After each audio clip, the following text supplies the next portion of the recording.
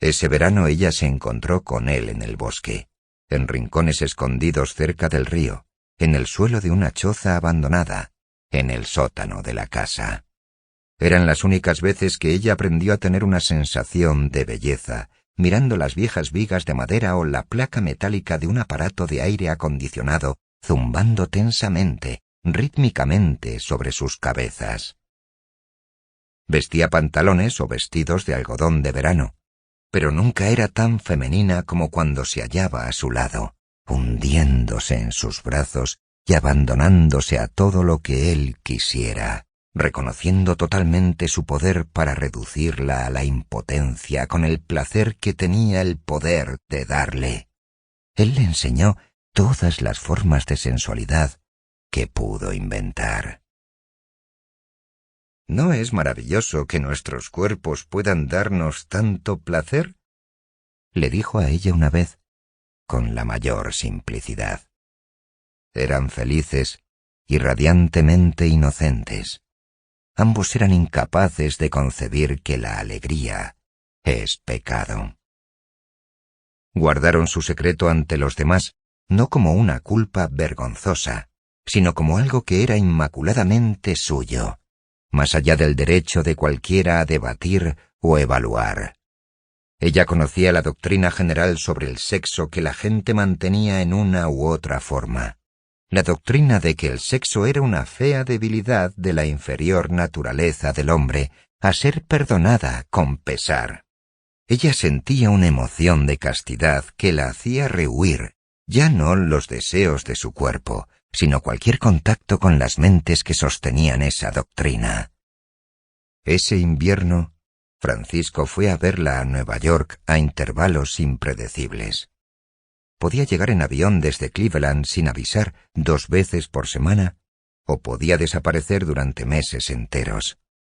Ella podía estar sentada en el suelo de su habitación, rodeada de gráficos y bocetos, oír llamar a la puerta y contestar bruscamente: «Estoy ocupada», y entonces oír una voz burlona preguntar: «¿Seguro?», y ponerse en pie de un salto para abrir la puerta y verlo allí plantado. Se iban a un apartamento que él había alquilado en la ciudad, un pequeño apartamento en un barrio tranquilo. «Francisco», le preguntó una vez con un repentino asombro, «soy tu querida, ¿verdad?». Él se rió. «Eso es lo que eres». Ella sintió el orgullo que una mujer supuestamente experimenta al serle otorgado el título de esposa. En los muchos meses de su ausencia, ella nunca se preguntó si él le era fiel o no. Sabía que lo era. Sabía, aun siendo demasiado joven para saber la razón, que un deseo indiscriminado y un desenfreno promiscuo eran posibles solo para quienes consideraban el sexo y a ellos mismos como malvados. Sabía poco sobre la vida de Francisco. Era su último año en la universidad, pero rara vez hablaba de eso, y ella nunca le preguntó. Ella sospechaba que él estaba trabajando demasiado duro, porque veía a veces el aspecto anormalmente brillante de su cara, el aspecto de regocijo que resulta de forzar la energía de uno más allá del límite. Se rió de él una vez, presumiendo de ser una antigua empleada de Taggart Transcontinental, mientras que él aún no había empezado a trabajar para vivir. Él dijo: «Mi padre se niega a dejarme trabajar para Danconia Cooper hasta que no me haya graduado». «¿Cuándo aprendiste a ser obediente?» «Debo respetar sus deseos. Él es dueño de Danconia Cooper. No es, sin embargo, dueño de todas las empresas de cobre del mundo». Había una insinuación de secreto deleite en su sonrisa. Ella no se enteró de la historia hasta el otoño siguiente, cuando él se había graduado y volvió a Nueva York después de una visita a su padre en Buenos Aires. Entonces él le contó que había hecho 2 carreras educativas en los últimos 4 años, una en la Universidad Patrick Henry y la otra en una fundición de cobre en las afueras de Cleveland. «Me gusta aprender las cosas por mí mismo», dijo. Había empezado a trabajar en la fundición como ayudante en el horno, cuando tenía 16 años, y ahora, a los 20, era su dueño. Consiguió el primer título de propiedad con la ayuda de alguna imprecisión sobre su edad, el mismo día que recibió su título universitario, y le envió los dos a su padre. Le enseñó a ella una foto de la fundición. Era un lugar pequeño, mugriento, deshonrado por lo viejo, machacado por años de batallas perdidas. Sobre su portón de entrada, como una nueva bandera en el mástil de un don nadie, colgaba el letrero Danconia Cooper. El encargado de relaciones públicas de la oficina de su padre en Nueva York había gruñido enojado. «Pero, don Francisco, no puede hacer eso. ¿Qué pensará el público? Ese nombre, en un tugurio de ese tipo». «Es mi nombre», había respondido Francisco. Cuando entró en el despacho de su padre en Buenos Aires, una amplia sala, tan austera y moderna como un laboratorio, con fotos de las propiedades de Danconia Cooper como único adorno sobre sus paredes, fotos de las minas, los diques de mineral y las fundiciones más grandes del mundo, vio en el lugar de honor, de frente al escritorio de su padre, una foto de la fundición de Cleveland con el nuevo letrero sobre su portón. Los ojos de su padre fueron de la foto a la cara de Francisco, que estaba de pie frente al escritorio. «¿No es un poco pronto de más?», preguntó su padre. «Yo no habría podido soportar 4 años solo de clases. ¿Dónde conseguiste el dinero para el depósito inicial de esa propiedad?» «Operando en el mercado de bolsa de Nueva York». «¿Qué? ¿Quién te enseñó a hacer eso?» «No es difícil determinar las empresas industriales que triunfarán y las que no». «¿Dónde conseguiste el dinero con el que operar?» «De la mensualidad que me enviabas y de mi sueldo». «¿Cuándo tuviste tiempo de seguir el mercado de la bolsa?» «Mientras escribía una tesis sobre la influencia en subsiguientes sistemas metafísicos de la teoría de Aristóteles del primer motor inmóvil». La estancia de Francisco en Nueva York fue breve ese otoño. Su padre lo envió a Montana como asistente del supervisor de una mina Danconia. «Pues bueno», le dijo sonriendo a Dagny, «mi padre no cree prudente dejarme ascender demasiado deprisa. No le pediría que me aceptara ciegamente. Si quiere que se lo demuestre con hechos, lo haré». En primavera, Francisco volvió como jefe de la oficina de Nueva York de Danconia Cooper. Ella no lo vio muy a menudo en los 2 años siguientes. Ella nunca sabía dónde estaba él, en qué ciudad o en qué continente, al día siguiente de haberle visto. Él siempre se presentaba inesperadamente, y a ella le gustaba, porque eso lo convertía en una presencia continua en su vida, como un rayo de luz escondido que podía iluminarla en cualquier momento. Cada vez que ella lo veía en su oficina, pensaba en sus manos como las había visto al volante de una lancha. Dirigía su negocio con la misma velocidad, suave, peligrosa y con confianza en sí mismo, que él dominaba. Pero un pequeño incidente se grabó en su mente como algo extraño. No encajaba con él. Lo vio de pie frente a la ventana de su despacho una tarde, mirando el pardo crepúsculo invernal de la ciudad. No se movió durante mucho tiempo.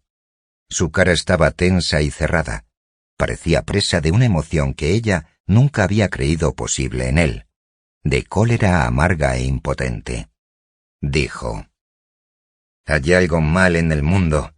Siempre ha sido así. Algo que nadie ha nombrado ni explicado jamás».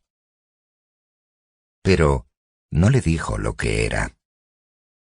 Cuando lo vio de nuevo, no había ningún rastro de aquel incidente en su actitud. Era primavera, y los dos estaban juntos en la terraza de un restaurante. La fina seda de su vestido de noche se agitaba al viento contra la alta figura de Francisco en su traje negro de etiqueta. Miraban la ciudad. En el comedor detrás de ellos, los sonidos de la música eran un estudio concierto de Richard Halley. El nombre de Halley no era conocido por muchos, pero ellos lo habían descubierto y les encantaba su música. Francisco dijo: «No tenemos que buscar los rascacielos en la distancia, ¿verdad? Los hemos alcanzado». Ella sonrió y dijo: Creo que vamos a dejarlos atrás. Estoy casi asustada. Estamos en algún tipo de ascensor acelerando.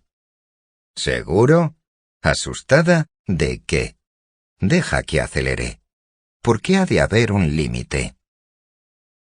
Francisco tenía 23 años cuando su padre murió, y él fue a Buenos Aires a hacerse cargo de las propiedades de Danconia, que ahora eran suyas.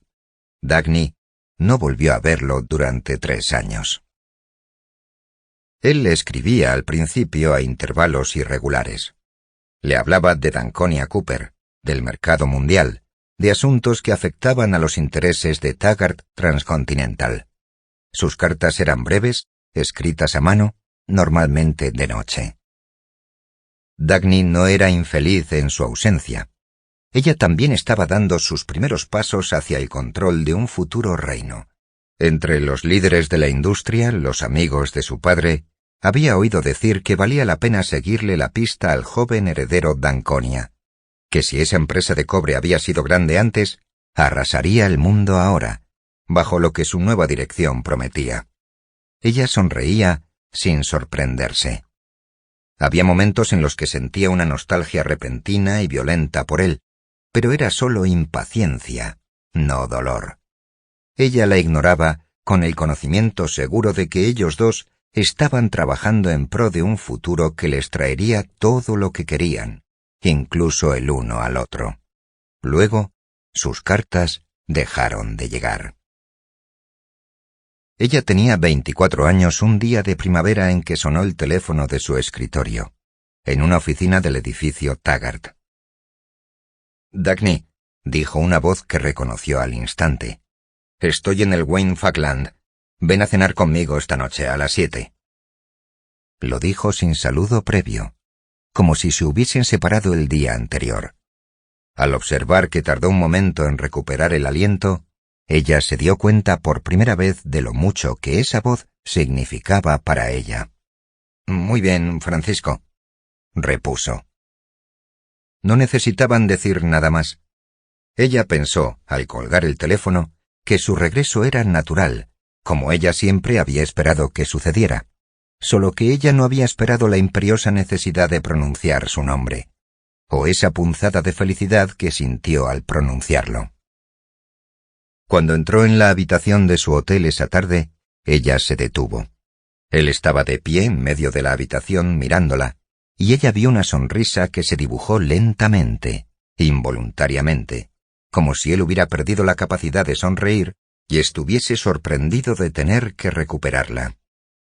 La miraba con incredulidad, sin acabar de creer lo que ella era o lo que él sentía. Su mirada era como una súplica, como el grito de socorro de un hombre que nunca podría llorar. Cuando ella entró, él había empezado su viejo saludo. Había empezado a decir «Hola», pero no lo terminó. En vez de eso, después de un momento, dijo «Estás preciosa, Dagny». Lo dijo como si le doliera. «Francisco, yo...» Él sacudió la cabeza para no dejarle pronunciar las palabras que nunca se habían dicho uno al otro, aunque sabían que los dos las habían dicho y oído en ese momento. Él se acercó, la tomó en sus brazos, la besó en la boca y la retuvo durante mucho tiempo. Cuando ella levantó la vista hacia su cara, él estaba sonriendo, confiadamente, burlonamente. Era una sonrisa que le decía a ella que él tenía control de sí mismo, de ella, de todo, y le ordenaba que olvidara lo que había visto en ese primer momento. «Hola, bicho», dijo. Sintiéndose segura de todo, excepto de que no debía hacer preguntas, ella sonrió y dijo «Hola, Frisco». Ella podría haber comprendido cualquier cambio, pero no las cosas que vio. No había ni un chispazo de vida en la cara de Francisco, ni el menor rastro de regocijo. La cara se había vuelto implacable. La súplica de su primera sonrisa no había sido una súplica de debilidad. Él había adquirido un aire de determinación que parecía despiadada. Actuaba como un hombre que permanecía de pie, erguido, bajo el peso de una carga insoportable. Ella vio lo que nunca podría haber creído posible, que había surcos de amargura en su rostro y que parecía atormentado. «Dagny, no te sorprendas por nada de lo que yo haga», dijo, «ni de lo que pueda hacer en el futuro». Esa fue la única explicación que le concedió, y luego procedió a actuar como si no hubiera nada que explicar. Dagny no pudo sentir más que una débil ansiedad. Era imposible sentir miedo por su destino o en su presencia. Cuando él reía, ella pensaba que estaban de nuevo en el bosque junto al Hudson. Él no había cambiado, y nunca lo haría. La cena fue servida en su habitación. A ella le resultó divertido mirarle desde el otro lado de una mesa dispuesta con la fría formalidad propia de un coste excesivo, en una habitación de hotel diseñada al estilo de un palacio europeo. El Wayne Falkland era el hotel más distinguido que quedaba en cualquier continente. Su estilo de índole lujoso, sus cortinas de terciopelo, sus frisos esculpidos y la luz de las velas marcaban un deliberado contraste con su auténtica función. Nadie podía permitirse alojarse allí, excepto los hombres que iban a Nueva York a hacer negocios o a cerrar tratos de trascendencia mundial. Ella observó que los modales de los camareros que les sirvieron la cena denotaban una deferencia especial hacia aquel huésped del hotel, y que Francisco no se daba cuenta de ello. Estaba como en su casa. Hacía ya tiempo que se había acostumbrado al hecho de ser el señor d'Anconia, de d'Anconia Cooper. Pero a Dagny le pareció extraño que no hablara de su trabajo. Había esperado que ese fuera su único interés, lo primero que compartiría con ella, pero no lo mencionó. La animó a hablar en vez de eso sobre el trabajo de ella, su progreso y lo que sentía por Taggart Transcontinental. Ella habló de ello como siempre había hablado con él, sabiendo que él era la única persona capaz de comprender su apasionada devoción. Él no hizo ningún comentario, pero escuchó atentamente. Un camarero había puesto la radio para acompañar la cena con música. Ellos no habían prestado atención, pero de pronto, un estallido de sonido hizo vibrar la habitación, casi como si una explosión subterránea hubiera sacudido las paredes y las hubiera hecho temblar. La conmoción no vino del volumen, sino de la calidad de los sonidos. Era el nuevo concierto de Halley, recientemente escrito, el cuarto. Permanecieron sentados en silencio, escuchando esa declaración de rebeldía, el himno de triunfo de las grandes víctimas negándose a aceptar el dolor. Francisco escuchó, mirando la ciudad. Sin transición ni aviso, preguntó, su voz extrañamente relajada. «Dagny, ¿qué dirías si te pidiera que abandonases Taggart Transcontinental y dejases que se fuera al infierno, como ocurrirá cuando tu hermano se haga cargo de ella?» «¿Qué te diría si me pidieras que considerara la idea de suicidarme?», respondió ella airada. Él guardó silencio. «¿Por qué has dicho eso?», espetó ella. «No pensé que pudieras bromear con esas cosas. No es tu estilo». No había la menor señal de humor en el rostro de Francisco. Respondió tranquilamente, gravemente. «No, por supuesto. No debería». Ella se obligó a preguntarle por su trabajo. Él respondió a las preguntas. No añadió nada voluntariamente. Ella le repitió los comentarios de los empresarios sobre las brillantes perspectivas de d'Anconia Cooper bajo su dirección. «Es verdad», dijo él con voz apagada. Presa de una súbita ansiedad, y sin saber qué le instó a hacerlo, Dagny preguntó: «Francisco, ¿por qué has venido a Nueva York?» «Para ver a un amigo que me mandó llamar», respondió él despacio. «¿Negocios?». Mirando más allá de ella, como si estuviera contestando a un pensamiento propio, con una débil sonrisa de amarga diversión en su rostro, pero con una voz extrañamente suave y triste, contestó: «Sí». Era bastante más de medianoche cuando ella despertó en la cama junto a él. Ningún sonido llegaba de la ciudad, allá abajo. La quietud de la habitación hacía que la vida pareciese suspendida por un momento. Relajada de felicidad y totalmente exhausta, ella se volvió perezosamente para mirarlo. Él estaba tumbado boca arriba, medio recostado sobre una almohada. Ella vio su perfil recortado contra el vago brillo del cielo nocturno a través de la ventana. Estaba despierto. Sus ojos estaban abiertos.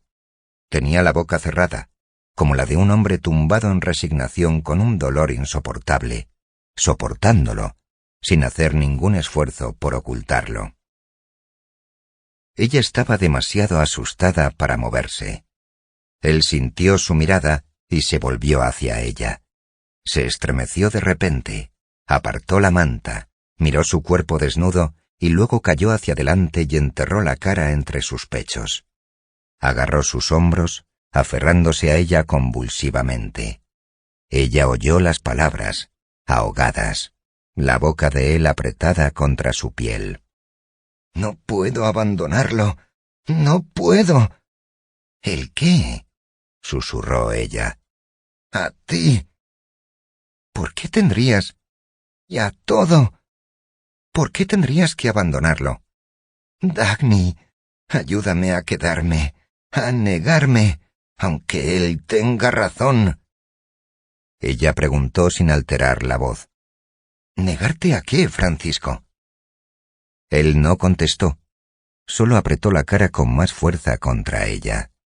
Dagny se quedó muy quieta, consciente solamente de una necesidad suprema de cautela. La cabeza de Francisco sobre su pecho, su mano acariciando el pelo de él tiernamente, continuamente, ella estaba allí acostada mirando el techo de la habitación, las guirnaldas esculpidas y apenas visibles en la oscuridad, y esperó, presa de terror. Él gimió. «Es lo correcto, pero es tan difícil de hacer. ¡Oh, Dios!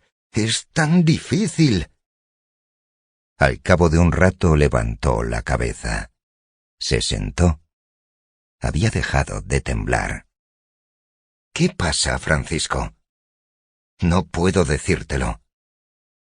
Su voz era sencilla, abierta, sin ninguna pretensión de ocultar su sufrimiento, pero era una voz que ahora le obedecía. «No estás preparada para oírlo». «Quiero ayudarte». «No puedes. Dijiste ayudarte a negarte». «No puedo negarme». «Entonces deja que lo comparta contigo». Él sacudió la cabeza.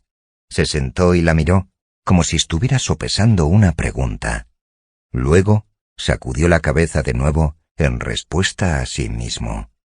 «Si yo no estoy seguro de poder soportarlo», dijo, y la extraña nueva nota en su voz era de ternura.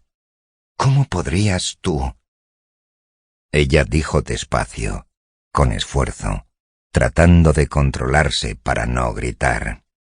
«Francisco, tengo que saberlo». «¿Me perdonas? Sé que estás asustada y eso es cruel. Pero, ¿puedes hacer esto por mí? ¿Puedes olvidarlo, simplemente olvidarlo, y no preguntarme nada?» «¿Yo? Es todo lo que puedes hacer por mí. ¿Lo harás?» «Sí, Francisco. No temas por mí. Ha sido solo esta vez. No me volverá a suceder. Será mucho más fácil. Más tarde». «Si yo pudiera...» «No, duérmete, queridísima». Era la primera vez que había usado esa palabra. Por la mañana la encaró abiertamente, sin evadir su ansiosa mirada, pero sin decir nada sobre ello. Ella vio a la vez serenidad y sufrimiento en la calma de su cara, una expresión como una sonrisa de dolor, aunque él no estaba sonriendo. Extrañamente le hacía parecer más joven. No parecía un hombre que estuviera sufriendo tortura en esos momentos, sino un hombre que ve aquello que hace que la tortura valga la pena ser soportada. Ella no le preguntó nada. Antes de irse, solo preguntó: «¿Cuándo volveré a verte?» «No sé», respondió él. «No me esperes, Dagny. La próxima vez que nos encontremos no querrás verme. Yo tendré un motivo para hacer las cosas que haga, pero no puedo decirte qué motivo, y tendrás razón en condenarme. No voy a cometer el despreciable acto de pedirte que tengas fe en mí. Tienes que vivir según tu propio saber y juicio. Me condenarás, te dolerá. Intenta que no te duela demasiado. Recuerda que te he dicho esto, y que es todo lo que pude contarte. No volvió a tener noticias de él, o a oír nada sobre él durante un año. Cuando empezó a oír cotilleos y a leer noticias en los periódicos, no pudo creer, al principio, que se referían a Francisco d'Anconia.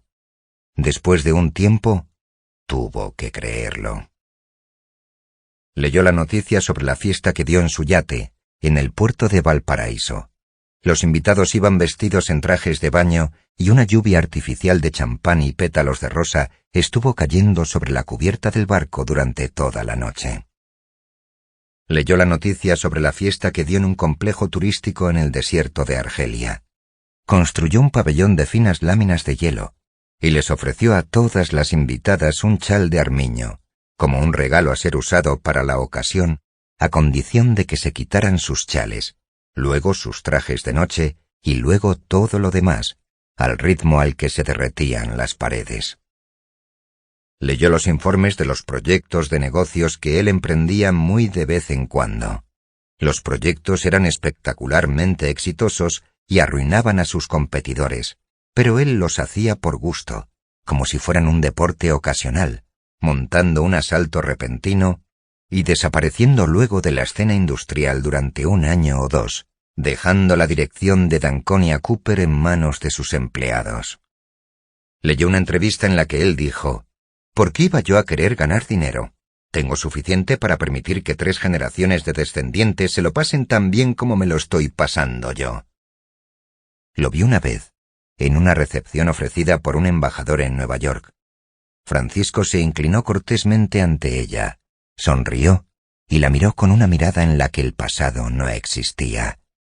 Ella lo llevó a un lado. Dijo solamente: «Francisco, ¿por qué?» «¿Por qué qué?», preguntó él. Ella se dio la vuelta. «Te lo advertí», dijo él. Ella no intentó verle de nuevo. Ella lo superó. Fue capaz de superarlo porque no creía en el sufrimiento. Enfrentaba con asombrosa indignación el repulsivo hecho de sentir dolor, y se negaba a dejar que importase. Sufrir era un accidente absurdo.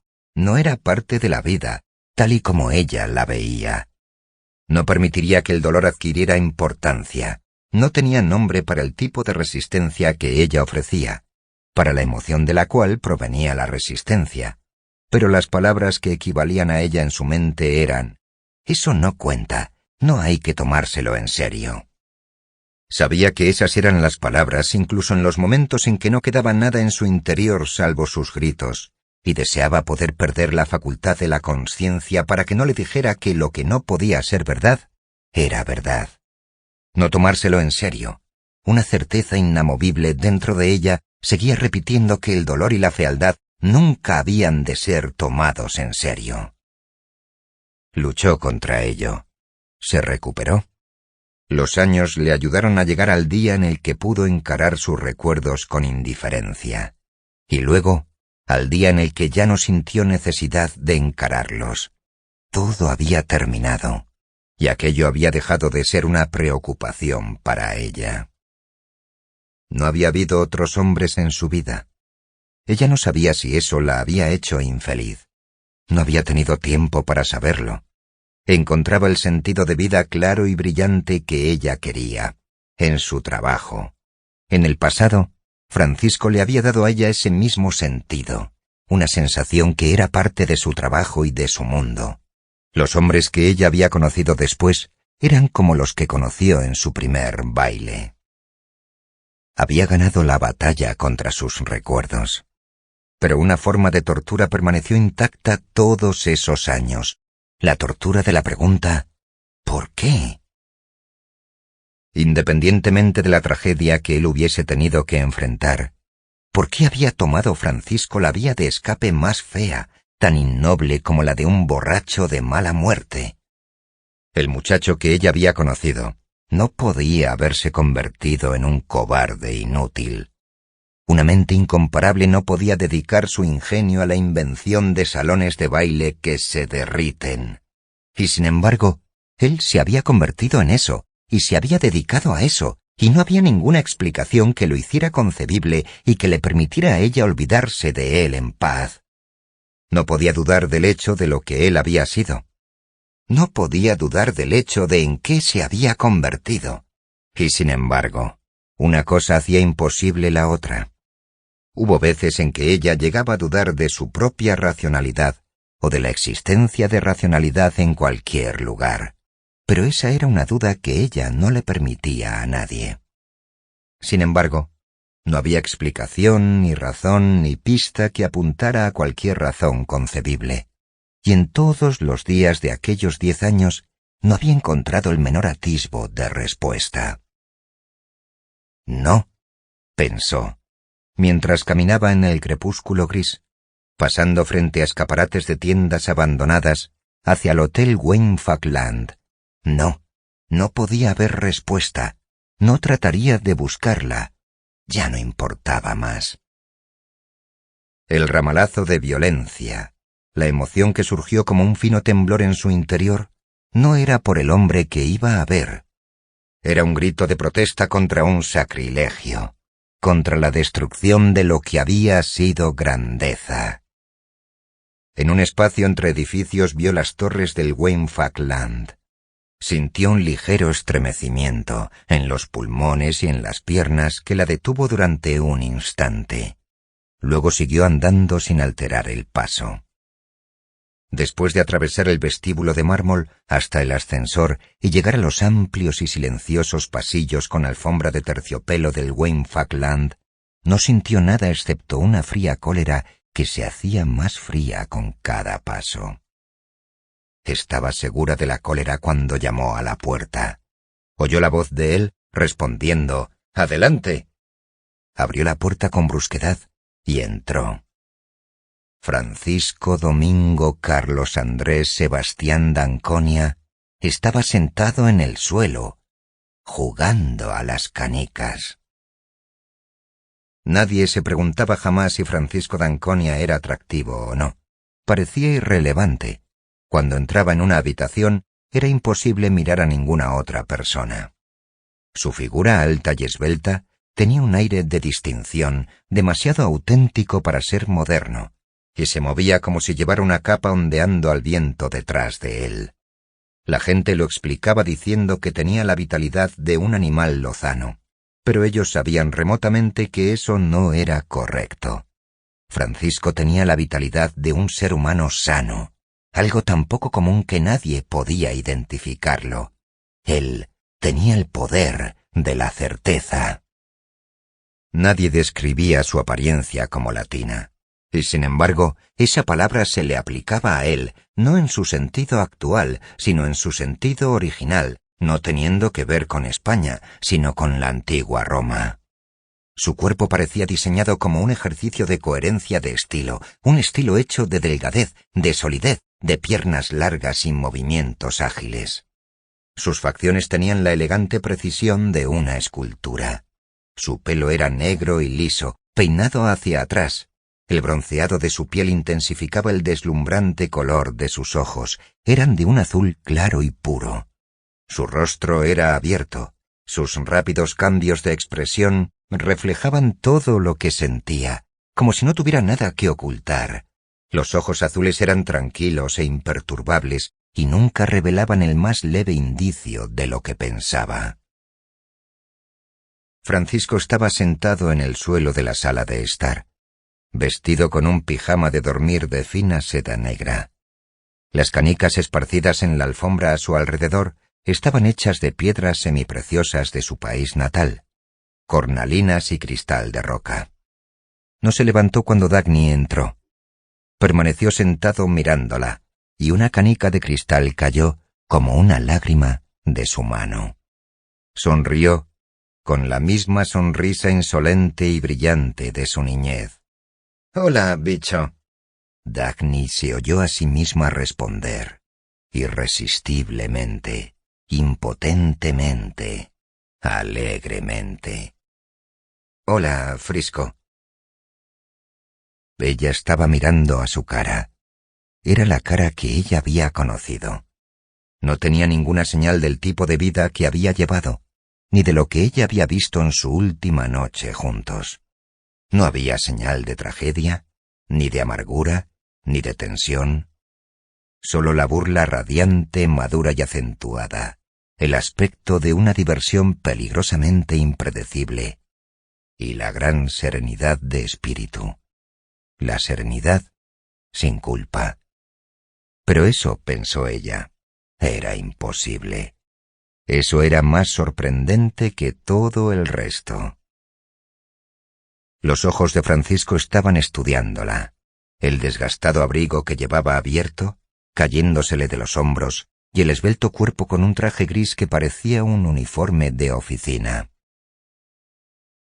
«Si has venido aquí vestida así para que no pueda darme cuenta de lo encantadora que eres», dijo, «has calculado mal. Eres encantadora. Ojalá pudiera decirte el alivio que produce ver una cara inteligente, aunque sea de mujer. Pero no quieres oírlo. No es eso a lo que has venido». Las palabras eran inadecuadas en tantos sentidos, y a la vez habían sido pronunciadas con tanta ligereza que la llevaron de vuelta a la realidad, a la cólera y al propósito de su visita. Permaneció de pie, mirándolo desde arriba, con la cara inexpresiva, negándole cualquier reconocimiento de lo personal, incluso del poder que eso tenía de ofenderla. Dijo: «He venido a hacerte una pregunta. Adelante». Cuando les dijiste a esos periodistas que habías venido a Nueva York para presenciar la farsa, ¿a qué farsa te referías? Él soltó una carcajada, como un hombre que raramente encuentra una oportunidad de disfrutar de lo inesperado. «Eso es lo que me gusta de ti, Dagny. Hay 7 millones de personas en la ciudad de Nueva York en este momento. De esos 7 millones, tú eres la única a la que se le podría haber ocurrido que yo no estaba hablando del escándalo del divorcio de los Bale». «¿De qué estabas hablando? ¿Qué alternativa se te ocurrió a ti?» «Del desastre de San Sebastián». «Eso es mucho más divertido que el escándalo del divorcio de los Bale. ¿A que sí?»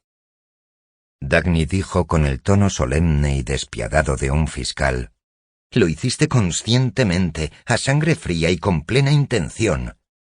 ¿No crees que sería mejor que te quitaras el abrigo y te sentaras?» Ella sabía que había cometido un error al revelar tanta vehemencia. Se giró con frialdad, se quitó el abrigo y lo tiró a un lado. Él no se levantó a ayudarla. Ella se sentó en un sillón. Él permaneció en el suelo a cierta distancia, pero parecía que estuviera sentado a los pies de ella. «¿Qué es lo que hice con plena intención?», preguntó él. «Toda esa estafa de las minas de San Sebastián». «¿Cuál era mi plena intención?» «Eso es lo que yo quiero saber». Francisco se rió por lo bajo, como si ella le hubiese pedido que explicara en una conversación una compleja ciencia que requiere toda una vida de estudio. «Tú sabías que las minas de San Sebastián no tenían ningún valor», dijo ella. «Lo sabías antes de iniciar todo ese miserable negocio». «Entonces, ¿por qué lo inicié?» «No empieces a decirme que no ganaste nada, lo sé. Sé que perdiste 15 millones de dólares de tu propio dinero, y sin embargo, lo hiciste a propósito». ¿Se te ocurre algún motivo que me indujera a hacerlo? «No, es inconcebible». ¿Lo es? Asumes que tengo una gran mente, un gran conocimiento y una gran capacidad de producir, así que cualquier cosa que yo emprenda debe necesariamente ser un éxito. Y luego aseguras que yo no tenía ningún deseo de dar lo mejor de mí por el Estado Popular de México. Inconcebible, ¿no? Tú ya sabías, antes de comprar esa propiedad, que México estaba en manos de un gobierno de saqueadores. No tuviste que iniciar ese proyecto minero para ellos. No, no tuve que hacerlo. Te importaba un pimiento el gobierno mexicano en cualquier sentido porque te equivocas en eso, porque sabías que ellos expropiarían esas minas tarde o temprano. Lo que a ti te interesaba eran tus accionistas estadounidenses. Eso es verdad. Él la estaba mirando directamente. No estaba sonriendo. Su cara estaba seria. Añadió. Eso es parte de la verdad. ¿Qué es el resto? Eso no era todo lo que me interesaba. ¿Qué más? Eso tendrás que averiguarlo tú. He venido aquí porque quería que supieras que estoy empezando a entender tu objetivo. Francisco sonrió. Si fuera así, no habrías venido aquí. Es verdad, no lo entiendo, y probablemente nunca lo entenderé. Estoy solo empezando a vislumbrar una parte de él. ¿Qué parte? Habías agotado todas las otras formas de depravación y buscabas una nueva y excitante sensación timando a gente como Jim y sus amigos para poder verlos retorcerse.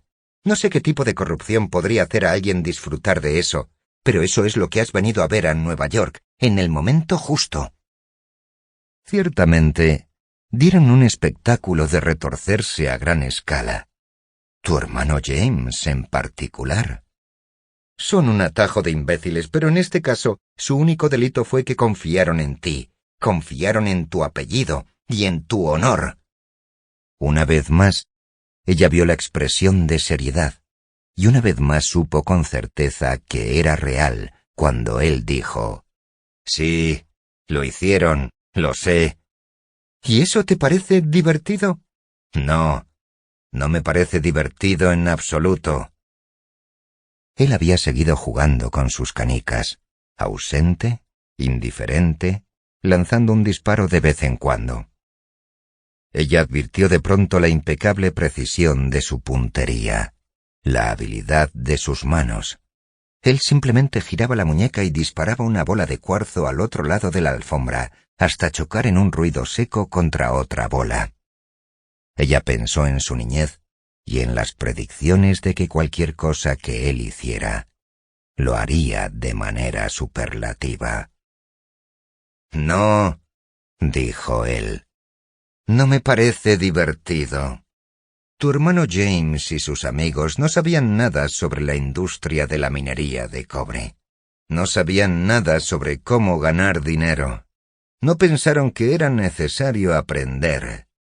Consideraron que el conocimiento era superfluo y que juzgar no es esencial. Observaron que yo estaba ahí, en el mundo, y que para mí era una cuestión de honor el saber. Pensaron que ellos podían confiar en mi honor. Uno no traiciona una confianza de ese tipo, ¿verdad? Entonces, ¿la traicionaste intencionadamente? Eso tienes que decidirlo tú. Has sido tú quien habló de su confianza y de mi honor. Yo ya no pienso en esos términos. Se encogió de hombros y añadió, «Me importan un comino tu hermano James y sus amigos. Su teoría no era nueva, lleva siglos funcionando, pero no era a prueba de tontos. ¿Hay solo un punto que se les escapó? Pensaron que era seguro viajar subidos a mi cerebro, porque dieron por hecho que el propósito de mi viaje era la riqueza. Todos sus cálculos se basaban en la premisa de que yo quería ganar dinero. ¿Y si yo no hubiera buscado eso? Si no querías ganar dinero, ¿qué querías? Nunca me lo preguntaron. No indagar sobre mis objetivos, motivaciones o deseos es una parte esencial de su teoría. Si no buscabas ganar dinero, ¿qué posible motivo podrías haber tenido? Unos cuantos de ellos. Por ejemplo, gastarlo. ¿Gastar dinero en un fracaso seguro y total? ¿Cómo iba yo a saber que esas minas eran un fracaso seguro y total? ¿Cómo podías no saberlo? Muy sencillo, no pensando en ello. Empezaste ese proyecto sin pensar en absoluto. No, no exactamente. Pero suponte, ¿y si me confundí? Soy solo humano. Cometí un error. Fracasé. Me salió mal. Él hizo un giro de muñeca. Una bola de cristal salió disparada, brillando. Rodó por el suelo y chocó violentamente contra otra marrón en el extremo opuesto de la habitación. «No me lo creo», dijo ella. «¿No? ¿Acaso no tengo yo derecho a ser lo que ahora se acepta como humano? ¿Debo pagar yo por los errores de todo el mundo y que nunca se me permita a mí cometer ni uno? Eso no es propio de ti». «¿No?» Se estiró completamente sobre la alfombra, perezosamente, relajándose. «¿Pretendías que me diera cuenta de que, si creyeras que lo hice intencionadamente, entonces aún me darías crédito por tener un objetivo? ¿Aún te niegas a aceptar que yo sea un holgazán?» Ella cerró los ojos. Lo oyó reírse. Era el sonido más alegre del mundo. Abrió los ojos rápidamente. No había ningún indicio de crueldad en su rostro. Solo risa pura. «¿Mi motivo, Dagny? ¿No crees que es el más simple de todos? ¿Actuar en el impulso del momento? No», pensó ella. «No, eso no es verdad. No si se reía de ese modo. No si tenía el aspecto que tenía. La capacidad de un disfrute puro, pensó, no es propia de locos irresponsables. Una inviolable paz de espíritu no es el logro de un perdido. Ser capaz de reír de ese modo es el resultado final de un pensamiento de lo más solemne y profundo».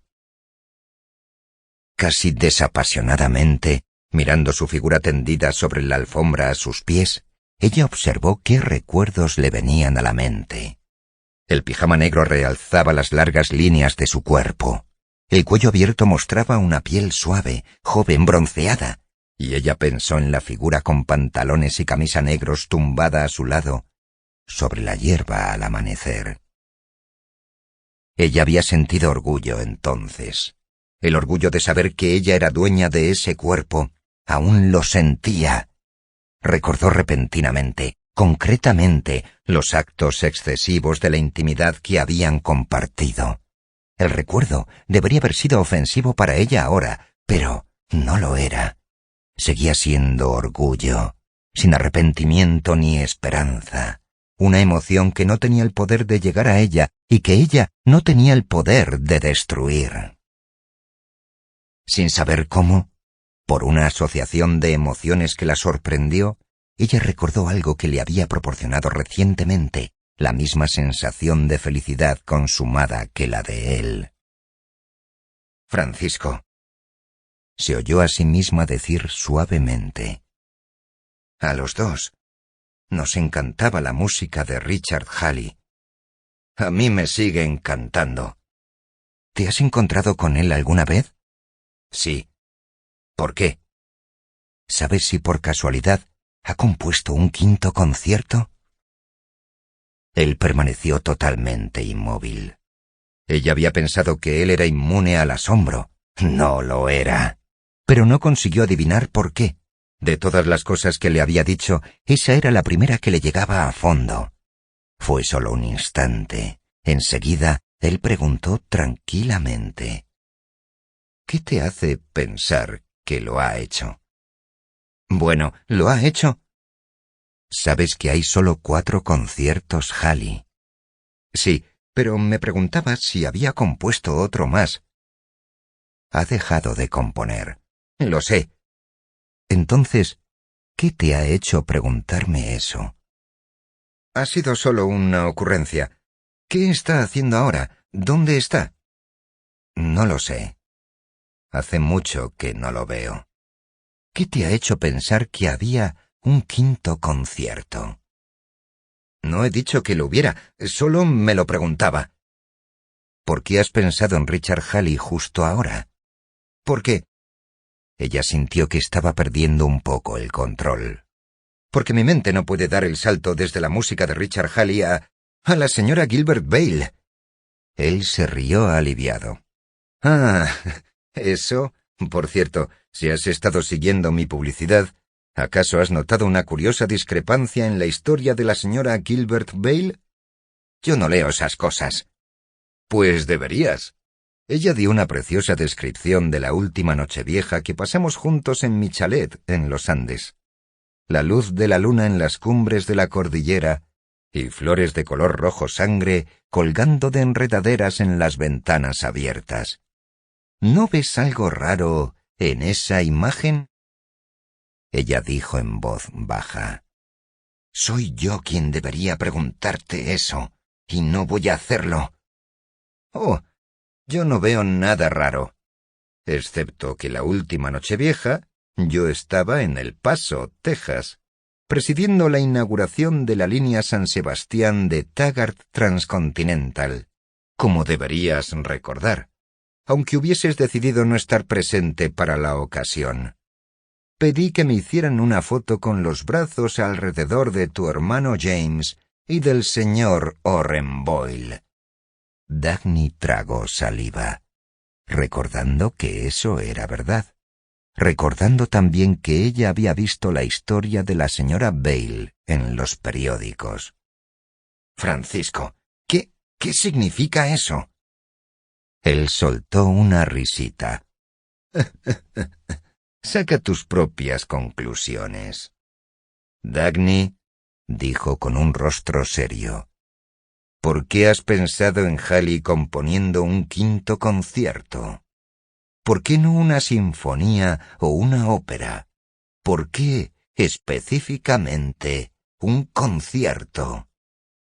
¿Por qué te inquieta eso tanto? No me inquieta, añadió con suavidad. Me sigue encantando su música, Dagny. Luego volvió a hablar con aire despreocupado. Pero eso pertenecía a otra época. Nuestra época ofrece un tipo diferente de entretenimiento. Él se dio la vuelta y se quedó boca arriba, acostado con las manos cruzadas debajo de la cabeza, mirando hacia arriba como si estuviera viendo las escenas de una película ficticia proyectándose en el techo. Dagny, ¿no disfrutaste con el espectáculo del comportamiento del Estado Popular de México por lo de las minas de San Sebastián? ¿Leíste los discursos de su gobierno y las editoriales de sus periódicos? Dicen que soy un tramposo sin escrúpulos que los ha estafado. Esperaban tener una exitosa empresa minera que expropiar. Yo no tenía derecho a decepcionarles de esa forma. ¿Leíste lo de ese despreciable burócrata de pacotilla que quería que me demandaran? Se rió, tumbado boca arriba. Sus brazos estaban totalmente abiertos sobre la alfombra, formando una cruz con su cuerpo. Parecía desarmado, relajado y joven. Ha valido la pena. Da igual lo que haya costado. Podía permitirme el precio de ese espectáculo. Si lo hubiera montado intencionadamente, habría batido el récord del emperador Nerón. ¿Qué es quemar una ciudad comparado con arrancar la tapa del infierno y dejar que los hombres lo vean? Se incorporó, cogió unas cuantas canicas y se sentó, agitándolas distraídamente en su mano. Las canicas producían el sonido claro y suave de cuarzos de calidad. Ella se dio cuenta de repente de que jugar con esas canicas no era una afectación deliberada por parte de él, era inquietud. No podía estar inactivo durante mucho tiempo. El gobierno del Estado Popular de México ha publicado una declaración, dijo, pidiéndole a la gente que sea paciente y que aguante las dificultades solo un poquito más. Parece ser que la fortuna de cobre de las minas de San Sebastián era parte de los planes del Consejo de Planificación Central. Iba a elevar el nivel de vida de todo el mundo y a proporcionar un asado de cerdo cada domingo para cada hombre, mujer, niño y aborto del Estado Popular de México. Ahora, los planificadores le están pidiendo a su pueblo que no culpen al gobierno, sino que culpen a la depravación de los ricos, porque yo resulté ser un playboy irresponsable en vez del avaricioso capitalista que se esperaba que fuese. ¿Cómo iban ellos a saber, se están preguntando, que yo les decepcionaría? Pues sí, es verdad. ¿Cómo iban a saberlo? Ella se fijó en la forma como él manipulaba las canicas en su mano. Él no era consciente de ello. Estaba con la mirada perdida en alguna lejana distancia, pero ella estaba segura de que la acción era un alivio para él, quizá como contraste.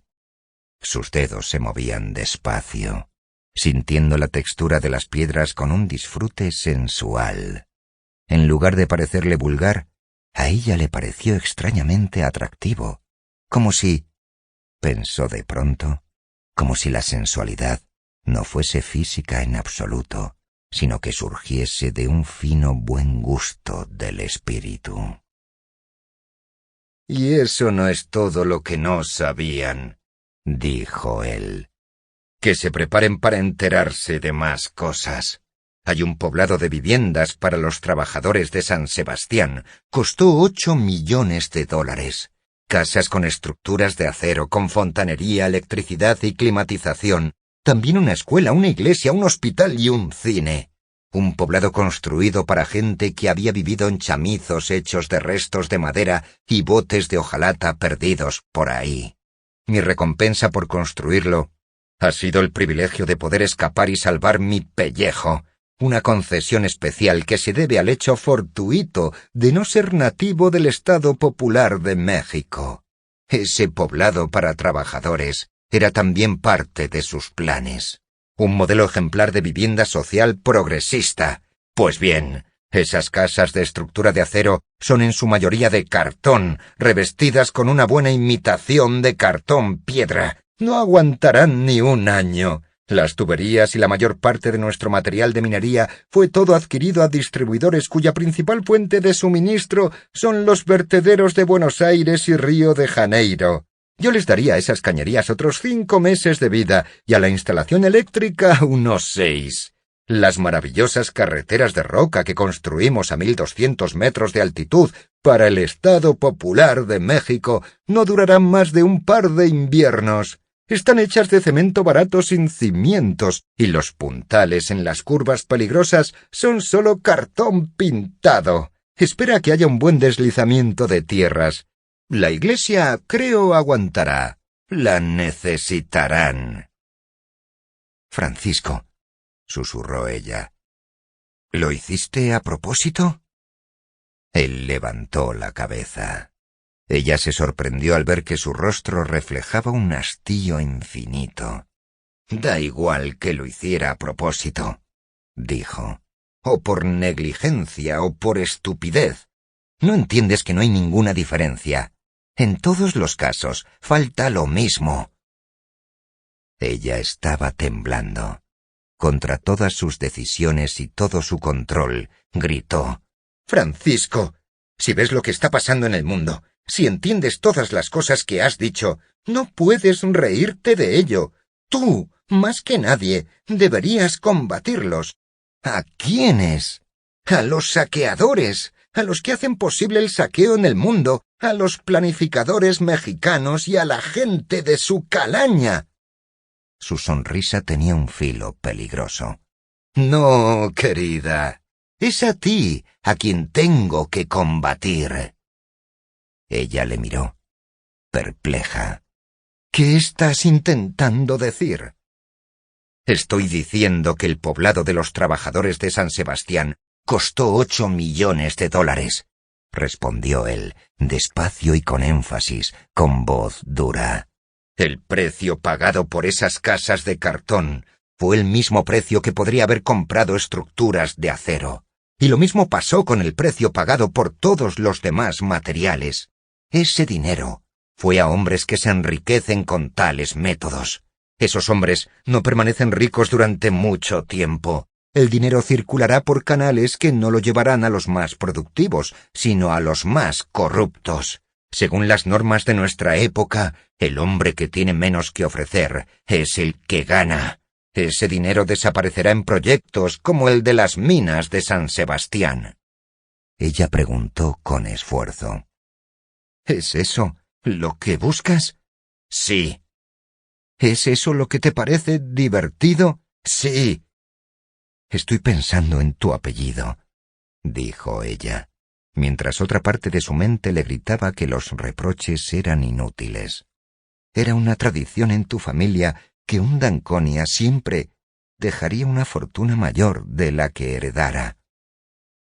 Oh, sí. Mis antepasados tuvieron una asombrosa capacidad para hacer lo correcto en el momento oportuno y para hacer las inversiones acertadas. Claro que inversión es un término relativo. Depende de lo que quieras conseguir. Por ejemplo, mira San Sebastián. Me ha costado $15 millones, pero esos 15 millones se llevaron por delante 40 millones que pertenecían a Taggart Transcontinental. 35 millones que pertenecían a accionistas como James Taggart y Orren Boyle, y cientos de millones que se perderán en daños colaterales. Eso no es un mal retorno en una inversión, ¿verdad, Dagny?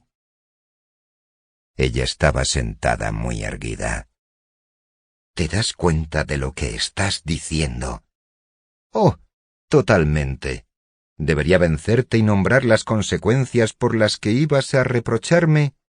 Primero, no creo que Taggart Transcontinental se recupere de su pérdida en esa absurda línea San Sebastián. Tú crees que sí, pero no lo hará. Segundo, el proyecto de San Sebastián le ayudó a tu hermano James a destruir a la Phoenix Durango, que era más o menos la única línea ferroviaria buena que quedaba en cualquier lugar. ¿Eres consciente de todo eso? Y de muchísimo más. ¿Conoces a...? No sabía por qué tuvo que decirlo, excepto que el recuerdo de la cara con los violentos ojos oscuros parecía estar mirándola. ¿Conoces a Ellis Wyatt? Claro. ¿Sabes lo que eso puede causarle a él? Sí. Él es el próximo que va a ser eliminado. ¿Y eso te parece divertido? Mucho más divertido que la ruina de los planificadores mexicanos. Ella se puso en pie. Le había llamado corrupto durante años. Había temido que lo fuera, había pensado en ello, había intentado olvidarlo y no pensar nunca más en ello, pero nunca había sospechado hasta qué punto había llegado la corrupción. No lo estaba mirando. No sabía que lo estaba diciendo en voz alta, mientras citaba las palabras que Francisco había pronunciado en el pasado. ¿Quién va a hacerle un mayor honor, tú a Nat Taggart o yo a Sebastián d'Anconia? Pero, ¿no te has dado cuenta de que bauticé esas minas en honor a mi gran antepasado? Creo que es un tributo que le habría gustado. Ella tardó un momento en recuperar su visión. Nunca había sabido lo que se entendía por blasfemia o lo que uno sentía al encontrarla. Lo sabía ahora.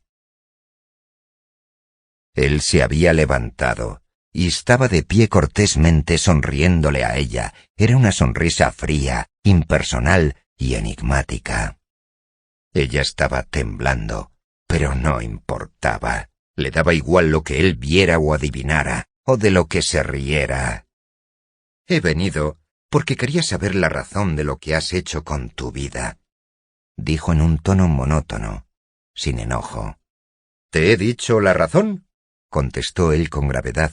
Pero no quieres creerla. Yo seguía viéndote como eras. No podía olvidarlo. Y que te hayas convertido en lo que eres. Eso no encaja en un universo racional. ¿No? ¿Y el mundo como lo ves a tu alrededor, eso sí encaja? Tú no eras el tipo de hombre que se deje corromper por ningún tipo de mundo.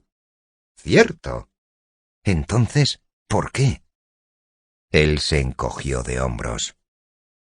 ¿Quién es John Galt? Oh, no uses ese lenguaje vulgar. Él la miró.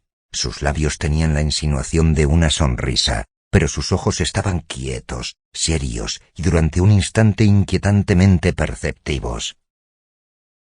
¿Por qué?, repitió ella. Él respondió, como había respondido una noche en ese hotel 10 años atrás. No estás preparada para oírlo. No la acompañó hasta la puerta. Ella había puesto ya la mano en el pomo de la puerta cuando se volvió y se detuvo. Él estaba al otro lado de la habitación, mirándola. Era una mirada dirigida a toda su persona. Ella sabía su significado, y eso la dejó paralizada. «Sigo queriendo acostarme contigo», dijo él, «pero no soy un hombre lo suficientemente feliz para hacerlo». «¿No lo suficientemente feliz?», repitió ella, totalmente perpleja. Él se rió. «¿Es adecuado que sea eso la primera cosa que respondas?» Él esperó, pero ella permaneció en silencio. «Tú también quieres, ¿verdad?» Ella estaba a punto de responder no, pero se dio cuenta de que la verdad era aún peor. «Sí», contestó fríamente, «pero no me importa que quiera». Él sonrió, abiertamente agradecido, reconociendo la fuerza que ella había necesitado para decirlo. Pero no estaba sonriendo cuando dijo, mientras ella abría la puerta para salir: «Tienes mucho coraje, Dagny. Algún día te hartarás». «¿De qué? ¿Del coraje?» Pero él no contestó.